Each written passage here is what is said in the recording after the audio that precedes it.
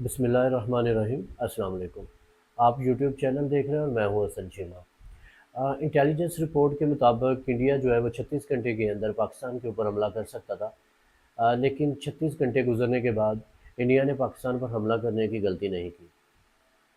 Intelligence report تھی، یقیناً جو اطلاعات تھی وہ مصدقہ تھی، لیکن پاکستان کو احتیاط کرنی چاہیے، کیونکہ ہندو جو ہے وہ ہمیشہ سے مکار رہا ہے، کبھی بھی چھپ کر جو ہے وہ حملہ کر سکتا ہے۔ اسی جنگ کے تناظر میں جو فیڈرل منسٹر ہیں، انفارمیشن منسٹر عطا اللہ تارڑ، ان سے ایک صحافی نے سوال کیا کہ جتنی بھی یہ صورتحال ہے، جنگی صورتحال ہے، کیا اس ساری صورتحال کے تناظر میں آپ عمران خان کو جو ہے وہ اعتماد میں لیں گے یا ان کو بھی ان میٹنگز میں بلایا جائے گا؟ تو انہوں نے فرمایا کہ عمران خان صاحب کے بارے میں میٹنگ میں کبھی بھی کوئی بات نہیں ہوئی۔ اس بات سے آپ کو اندازہ لگا لینا چاہیے کہ جو موجودہ حکومت ہے یا اسٹیبلشمنٹ ہے، وہ اس بات میں بڑی کلیئر ہے کہ وہ عمران خان صاحب کو کسی قسم کا ریلیف نہیں دینا چاہتے۔ اصل میں ان کی جو پریورٹیز ہیں وہ بڑی واضح ہیں۔ ان کی پریورٹیز کچھ اور ہیں۔ ان کو اس بات سے لینا دینا نہیں ہے کہ اس موجودہ صورتحال میں انہوں نے ملک کے اندر کنسنسس ڈیولپ کرنا ہے۔ مجھے ایک واقعہ یاد آ رہا ہے کہ جب جو آرمی چیف صاحب ہیں، انہوں نے اپنی ایک تقریر میں قرآنی آیات کا جو ہے وہ ذکر کیا، اور قرآنی آیات کا ریفرنس دیتے ہوئے انہوں نے فرمایا کہ کس طرح سے عورت کی جو ہے وہ تعظیم ہوتی ہے قرآن کے اندر۔ عورت کی جو تعظیم ہے یا عورت کی عزت کے بارے میں جو قرآن کے اندر جو ہے وہ بیان کیا گیا ہے، وہ آرمی چیف صاحب کے منہ سے سن کے بڑا اچھا لگا کہ ان کو عورتوں کی جو عزت ہے اس کے بارے میں بڑا احساس ہے۔ لیکن سوال اٹھتا ہے، سوال یہ بنتا ہے کہ کیا عالیہ حمزہ اور صنم جوید، بہت ساری دوسری جو عورتیں ہیں، پی ٹی آئی کارکن کہہ لیں، پی ٹی آئی لیڈران میں جو شامل ہیں، ان کے ساتھ جس طرح سے سلوک کیا جا رہا ہے، کیا وہ اس ڈومین میں نہیں آتی؟ یا جو موجودہ حکومت جو موجودہ حکومت ہے یا اسٹیبلشمنٹ ہے، جس کو وہ بولیں گے ان کی ہی تعظیم جو ہے وہ کی جائے گی، باقی جو ہے ان کو اسی طرح سے ٹریٹ کیا جائے گا کہ وہ اس ملک کی شہری نہیں ہے؟ میرا خیال ہے قرآن پاک میں تو اس چیز کا جو ہے ذکر نہیں ہوا کہ کسی میں ڈفرینشیٹ کیا جائے یا کوئی فرق جو ہے وہ عورتوں میں کیا جائے۔ عورتوں نے اگر قرآن میں اگر عورتوں کی تعظیم کے بارے میں بات کی گئی ہے تو وہ تو ساری عورتوں کے بارے میں بات کی گئی ہے، وہ ڈفرینشیٹ کرنے کے لیے تو خدا نخواستہ قرآن نہیں کہتا۔ سوال تو اٹھتا رہے گا، سوال تو اٹھایا جائے گا، جب تک بے انصافی ہوتی رہے گی، نا انصافی ہوتی رہے گی، سوال تو اٹھتے رہیں گے۔ D G I S P R نے اپنی پریس کانفرنس میں یہ بولا کہ انڈیا جو ہے وہ پہلگام جو حملہ ہوا تھا اس میں انڈیا نے 10 منٹ کے اندر جو ہے نا وہ مقدمہ درج کر لیا۔ لیکن آپ دیکھیں کہ کیا پاکستان کے اندر ایسا نہیں ہوتا رہا؟ کیا پاکستان میں جو پی ٹی آئی لیڈران تھے وہ اگر لاہور میں موجود تھے تو ان کا کراچی میں بھی مقدمہ درج کر لیا گیا، ان کا اسلام آباد میں بھی درج کر لیا گیا، ان کا راولپنڈی میں بھی درج کر لیا گیا؟ اسی طرح جو پی ٹی آئی کارکن اور لیڈران تھے، کیا وہ ایٹ اے ٹائم ان 3 4 جگہوں پہ موجود ہو سکتے تھے؟ تو اگر انڈیا ایسا کر سکتا ہے تو پھر پاکستان میں بھی ایسا ہوتا رہا، پھر گلہ شکوہ تو نہیں بنتا۔ پھر انہوں نے فرمایا کہ ایک جو صحافی تھے ان کو سوال کرنے پہ اٹھا لیا گیا۔ تو میری اپنی ناقص رائے میں آئی تھنک کہ D G I S P R کو اس قسم کے سوالات نہیں اٹھانے چاہیے، ان کو اس طرح کی بات جو ہے نا وہ نہیں کرنی چاہیے۔ اگر تو یہ ساری چیزیں پاکستان میں نہیں ہو رہی تو پھر ہمیں یہ بات کرنی چاہیے کہ انڈیا جو ہے وہ انسانی حقوق کی جو ہے وہ پامالی کر رہا ہے۔ لیکن اگر یہ ساری چیزیں ہمارے اپنے ملک میں بھی رپیٹ ہو رہی ہیں، اگین اینڈ اگین ایسا ہی ہوتا جا رہا ہے، اگر کوئی سوال اٹھاتا ہے تو اس کو اٹھا لیا جاتا ہے، ٹھیک ہے، ایون صحافیوں کو مار دیا جاتا ہے۔ اب میں بار بار ان صحافیوں کا نام نہیں لوں گا، لیکن کتنے ہی صحافی ہیں جن کے ساتھ اتنا برا سلوک کیا گیا، اتنا ظلم کیا گیا کہ وہ پاکستان چھوڑنے پہ مجبور ہو گئے، ان کے لیے پاکستان میں جو ہے وہ زمین تنگ کر دی گئی، مجبوراً ان کو اپنی فیملیز چھوڑ کے اس ملک سے فرار ہونا پڑا۔ تو ہمیں کسی کو جو انسانی حقوق کے لیکچرز دیتے ہیں، ہمیں اپنے گریبان میں بھی دیکھنا چاہیے، ہمیں خود بھی دیکھنا چاہیے کہ کیا ہم انسانی حقوق کی پامالی نہیں کر رہے؟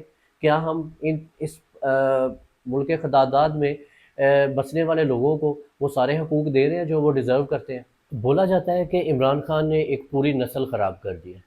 عمران خان نے جس نسل کو خراب کیا ہے وہ وہ نسل جو ہے وہ یہ کر رہی ہے کہ وہ اپنے حکمرانوں سے سوال پوچھتی ہے۔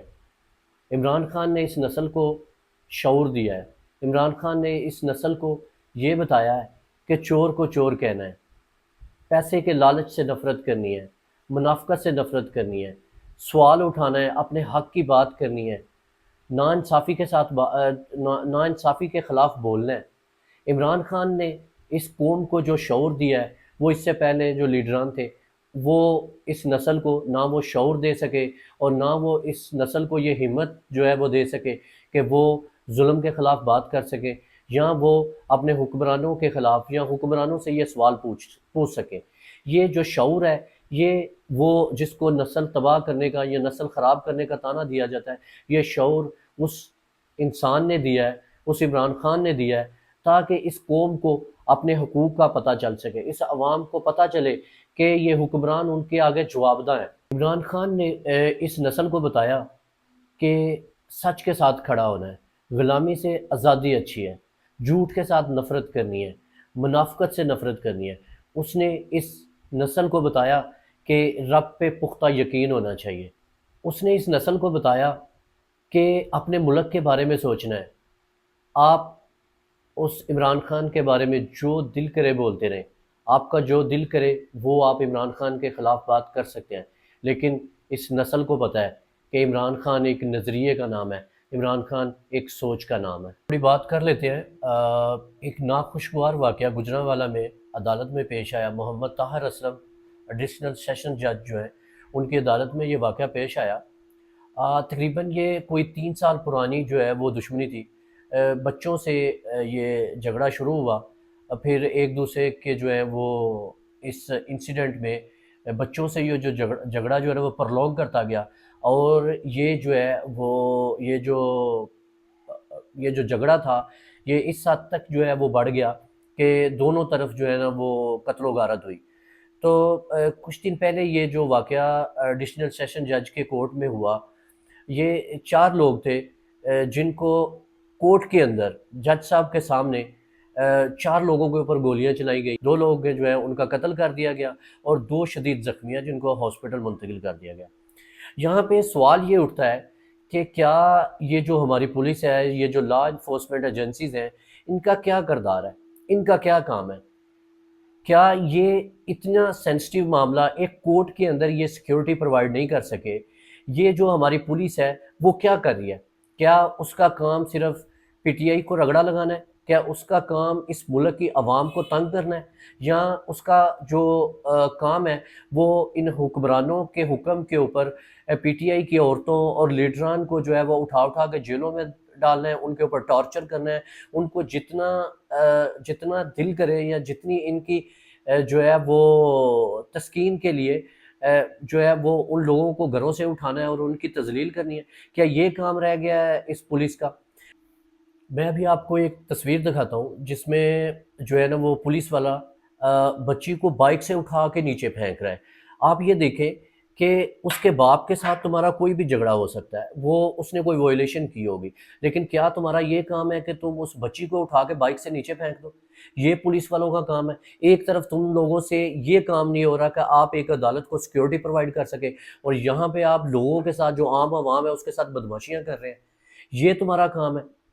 اب آپ دیکھیں کہ یہ جو ایڈیشنل سیشن جج ہے محمد طاہر اسلم صاحب، یہ ان کے سامنے جج صاحب کے سامنے 4 لوگوں کے اوپر گولیاں چلا دی گئی، جس میں نے آپ کو پہلے بتایا کہ ان میں سے 2 جو ہیں ان کا قتل کر دیا گیا اور 2 شدید زخمی ہیں۔ ٹوٹلی ٹریٹ کیا ہے ان لوگوں کو جیسے کہ آپ دیکھیں کہ یہ ڈاکٹرز ہیں، نرسز ہیں، پیرامیڈیکل سٹاف ہے، انہوں نے جو بیسک ہیلتھ یونٹ ہے، رورل ہیلتھ سینٹر ہے، ان لوگوں نے اس کو جو ہے پرائیویٹائز کر دیا ہے۔ اب کتنی زیادہ جابز جو ہیں وہ سٹیک کے اوپر چلی گئی ہیں۔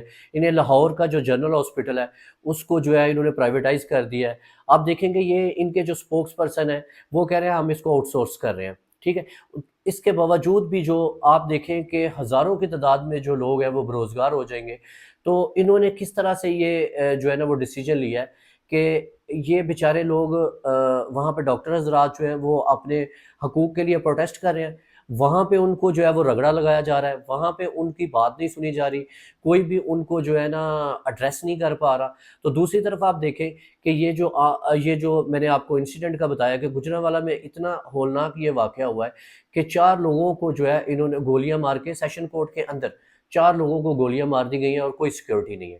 لہٰذا جب تک اس ملک میں سول سپریمیسی نہیں آئے گی، پارلیمنٹ کو عزت نہیں دی جائے گی، حکمران جو ہیں وہ خالص حکمران نہیں آئیں گے، وہ حکمران جن کو اس ملک کی اور اس میں رہنے والی عوام کی فکر ہوگی، جب تک وہ نہیں آئیں گے اس ملک کے حالات نہیں بدلیں گے۔ کچھ بھی ہو جائے گا، پولیس ان حکمرانوں کی یا اس اسٹیبلشمنٹ کے جو ہے نا وہ مہرے بنے رہے گی اور یہ عوام کو اسی طرح تنگ کرتی رہے گی جس طرح وہ 77-78 سال سے کرتے آ رہے ہیں۔ اس ملک کے ادارے بھی عوام کے بارے میں تب تک نہیں سوچیں گے جب تک ان کو یہ احساس نہیں ہوگا، جب تک ان کے اوپر یہ پریشر بلڈ نہیں ہوگا کہ ان کی بھی اکاؤنٹیبلٹی ہو سکتی ہے۔ اپنا اور اپنے چینل کا خیال رکھیے گا۔ اللہ حافظ۔